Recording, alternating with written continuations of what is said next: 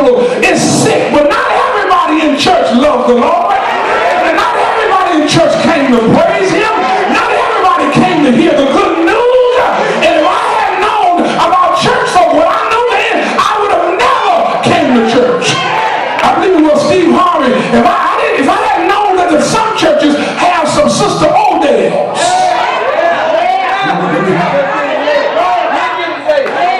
Y'all get that on the way home. Talk to me. Sister Odell was a lady in church, and Steve Harvey said he didn't know church folk cuss. Until one day Sister Odell was standing in line and somebody's cut in front of her and she went to cussing. Listen, what the disciples were saying is, we're out here, you invited us out here, and now we are panicking because we feel like we're about to go under. Look at the text tonight. And it is then, that's the word, is then they woke up Jesus. Tell somebody, tell them, don't forget to wake up Jesus. It's then they woke up. They woke up Jesus. And when they woke up Jesus, my brothers and sisters, it is then when I see what Jesus does. I've already examined what the disciples do. But for the rest of the time I have here tonight in this opening message, I want to see if I can dig out what Jesus does in a storm.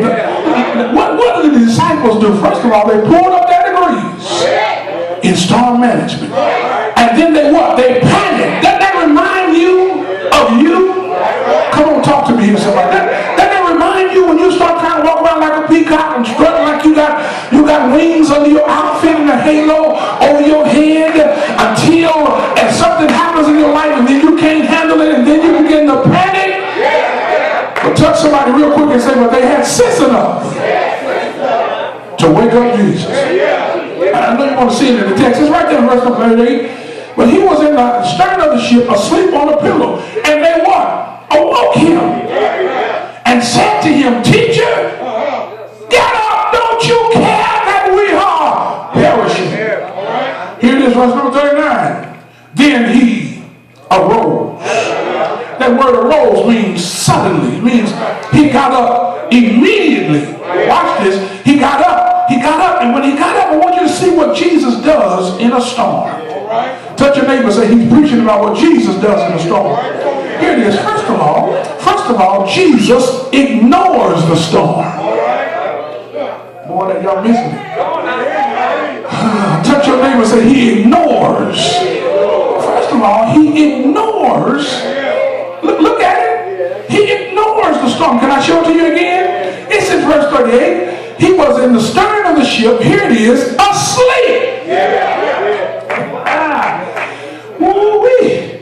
Let me see if I can help you here. Watch this. How many of you know that you got to learn which fights to fight and which battles to fight? But there's some storms you got to learn how to ignore. Have I got any help here?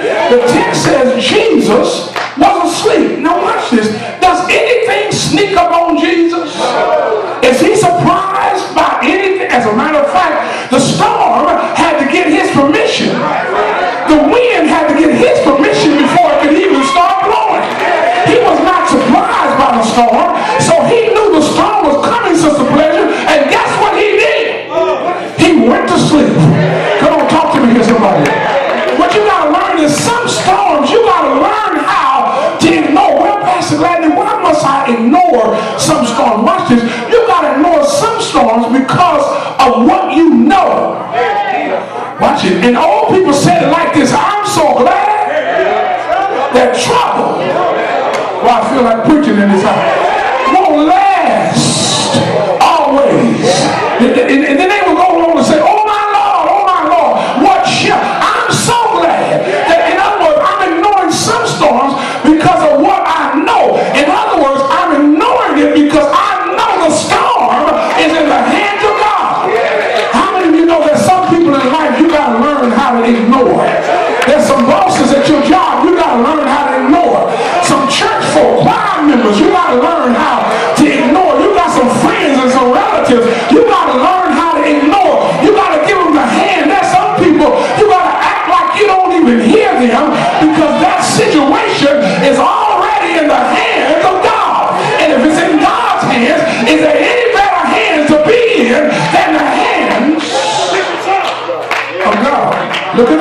in the text. Can I show it to you further? He ignores the storm. Let me show you how he ignores it. Watch this.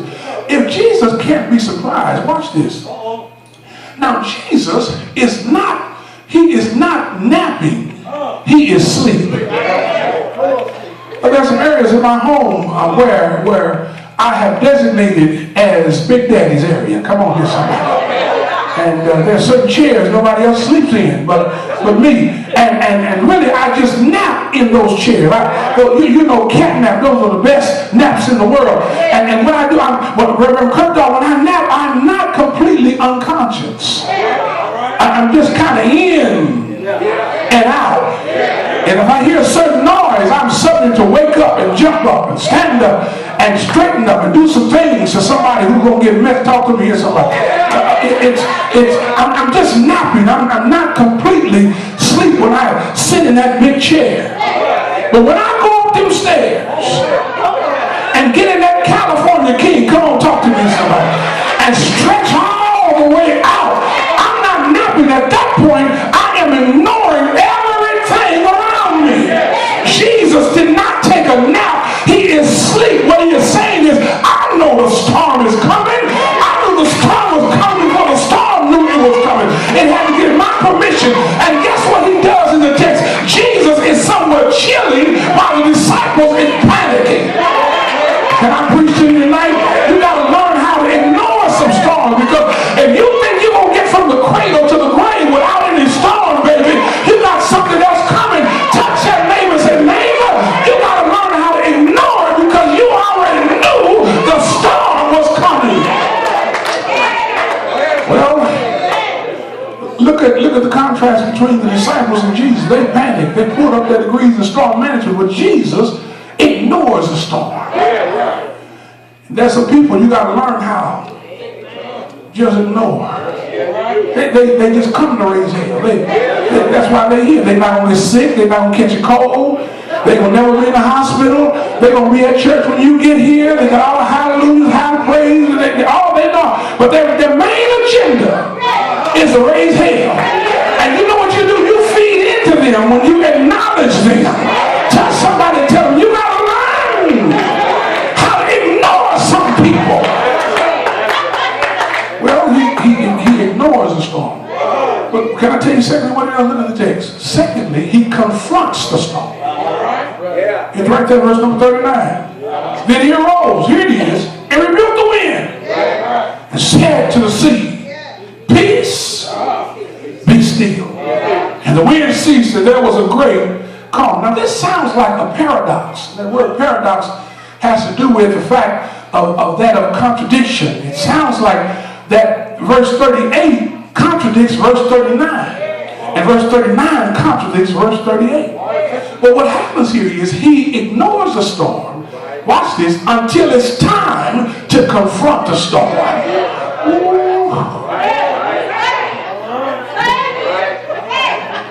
Let me preach to this side over here. Y'all with me. Here it is, watch it. He ignores the storm until it's time to confront the storm. Talk to me here, somebody. Tell me, you got to confront storms at the right time. Watch it. When did he confront it? He confronted it when the storm got critical. Lord, help me preach it tonight. And sometimes when we're walking on easy street, Jesus will let the storm keep on riding. Sometimes when our refrigerators are full, we got 2 cars and a 3-car garage and brand new clothes and everything is going well, Jesus will let the storm keep on riding. But it's when things get break out and all hell breaks loose. Your children you get a call and your child is in jail and another one has dropped out of school and your husband walks out with another young honey with hips and curves. Talk to me here, somebody. I'm talking about when the situation gets critical, when it's in the city. I'm not talking about a head cold. I'm saying when the doctor says you have cancer and it looks like you ain't gonna make it, just when you're about to throw in the towel, that's when Jesus gets up and speaks to your storm, because he wants your situation to be critical so that when you finally come out of it, you can't take none of the credit, but you tell the church, if it had not been for the Lord on my side,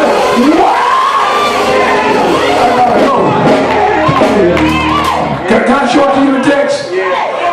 He confronts it. The text says, watch this. Then he arose, verse 39. And watch this. I want you to see this.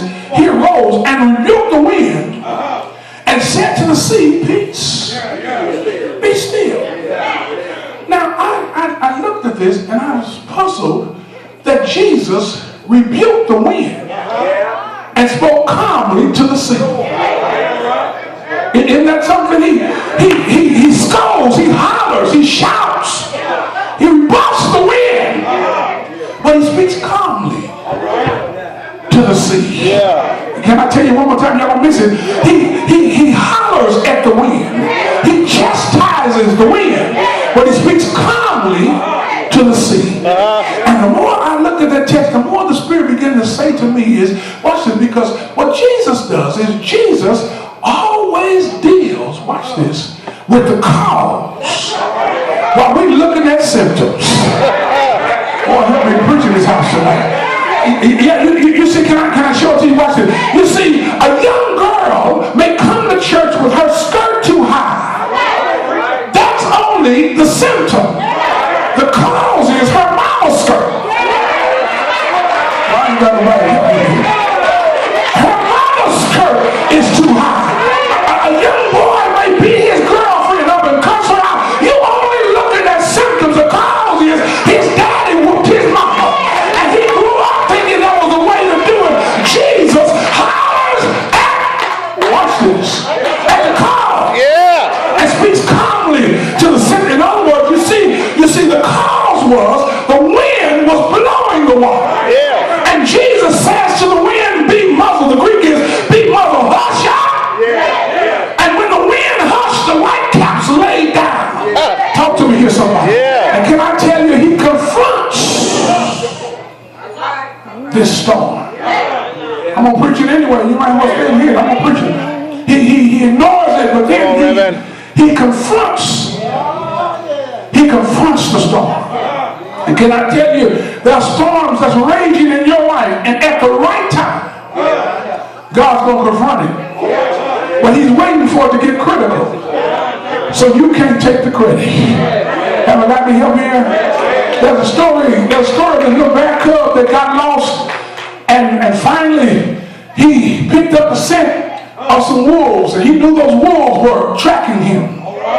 And the little bear cub was afraid because somehow or another he wandered away from his mother. And the wolves were getting close, tracking his scent, and the bear cub finally made his way up into this little cave. And when he got up in the cave, he got to the cave and he started backing toward the wall, and wolves finally came around the mouth of the cave.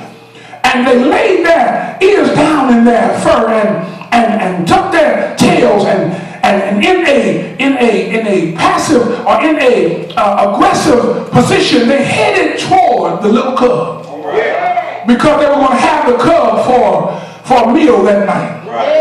And instinct kicked in, and the little cub jumped up, ran up back on his two back legs, and gave out the biggest growl with his eyes closed that he could.